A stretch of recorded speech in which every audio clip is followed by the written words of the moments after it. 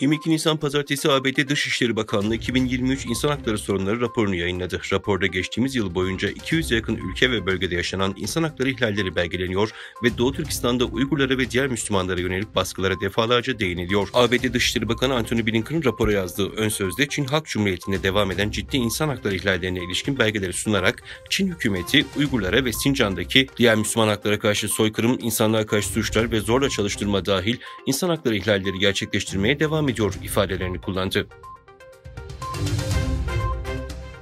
Avrupa Parlamentosu 23 Nisan 2024 tarihinde zorla çalıştırılarak üretilen malların ABD satışını, ithalatını ve ihracatını yasaklayan kuralları onayladı. Çin'in Doğu Türkistan'daki insan haklarından endişe duyan ve Uygurların zorla çalıştırılmasına karşı AB milletvekilleri tarafından sunulan bu yasa tasarısı 6 aleyhte oya karşı 555 lehte oyla ezici bir çoğunlukla onaylandı. 27 ülkeden oluşan bloktaki ulusal makamlar veya yürütme komisyonları zorla çalıştırmayla ilişkisi olup olmadığı konusunda şüpheli malları, tedarik zincirlerini ve üreticileri soruşturabilecek.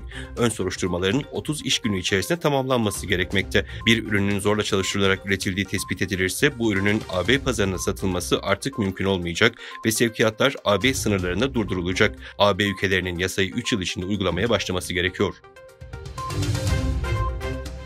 ABD Senatosu TikTok'un ana şirketi ByteDance platformunu satmaya veya bir yasakla karşı karşıya kalmaya zorlayacak yasayı kabul etti. Ukrayna ve İsrail'e yardım içeren daha büyük bir paketin parçası olan Amerikalıları yabancı düşmanlarca kontrol edilen uygulamalardan koruma yasası başlıklı tasarı, Senato'nun onayının ardından ABD Başkanı Joe Biden'a gönderildi.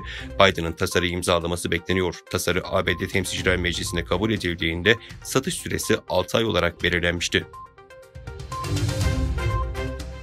2019'dan bu yana 6 yıldır görevde olan Çin'in Ottawa Büyükelçisi ülkeyi aniden terk etti. Konuya ilişkin Kanada Dışişleri Bakanlığı'ndan 21 Nisan 2024 tarihinde yapılan açıklamada Büyükelçinin ülkeyi aniden terk etmesine ilişkin daha fazla ayrıntının henüz Çin tarafından beyan edilmediği bildirildi.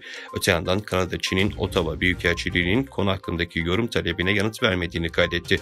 Büyükelçinin ülkede bulunduğu 6 yıl içerisinde Çin'in çıkarları için diplomatik yasaları hiçe saydığı öğrenildi. Kanada merkezli Globe and Mail gazetesi, Çin Büyükelçisi'nin 9 Nisan'da aniden ülkeyi terk etmesinin kor diplomasiye uygun olmadığını bildirdi.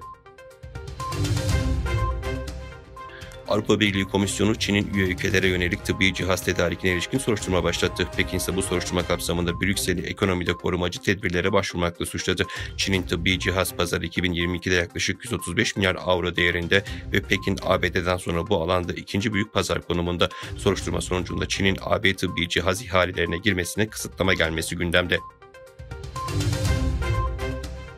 Cumhurbaşkanı Recep Tayyip Erdoğan'la Irak Başbakanı Muhammed Şia Es-Sudani arasında Bağdat'taki hükümet sarayında gerçekleşen görüşmenin ardından iki ülke arasında gerçekleştirilecek 26 işbirliği anlaşmasına imza atıldı.